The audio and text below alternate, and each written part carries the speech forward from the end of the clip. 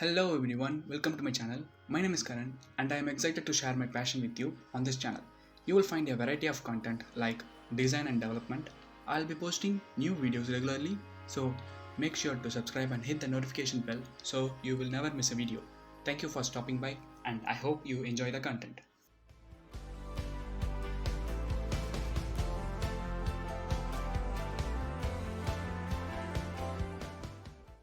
Let us talk about this programming problem. We are supposed to write a Python program that takes a string from the user and prints the reverse of the string. So if user provides the string Karan, then our output should be Narak, N-A-R-A-K. If user provides the string is an input, then we need to print reverse of it C-A-B-B-A. This should be our output. If user provides a single character, then we print the single character as well. Now we are moving to reverse a string problem. Here's our Python program to print a reverse of an input string. Before we talk about this program, let's quickly talk about the fact about the strings in Python. The fact is, strings in Python are immutable. Once you create a string, you can't change it. So to reverse an input string, we create a new string, right? And then we print the new string to reverse. So we are calling this a new string as in reverse and we are initializing it as an empty string. Please note that the string s is our input string and we want to print a reverse of it. And reverse is going to store the reverse of it. So what we do, we traverse to every character of our input string as S becomes ABCD. Now we traverse to every character of the string, every character as I initially A, and then we have ISB and ISC and ISD. So when you have ISA, what you do, when you're ISA, your reverse is empty. So what you're going to do, we attach it at the beginning of the reverse. So now reverse becomes A. So now we come to B and we attach it to the beginning of our A. So now it becomes BA. Now we come to C and attach it to the beginning of B. So we get CBA. Now we come to D and attach it to the beginning of C.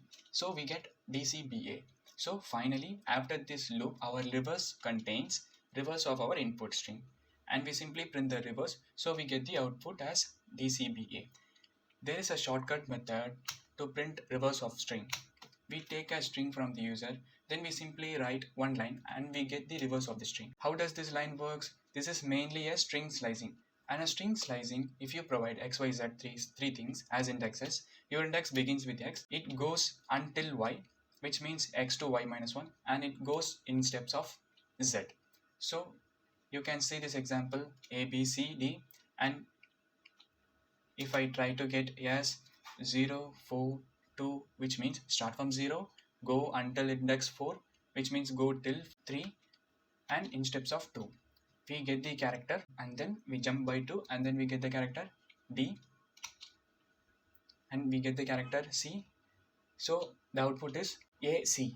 Now the thing about string slicing is you can escape any of these three. You can escape Z, then it becomes step 1. If you mod X and Y, if you skip X, then it becomes 0, then Y becomes length of the string. Now if you provide X and Y as empty, you may see this writing colon, you may put a space or you may not.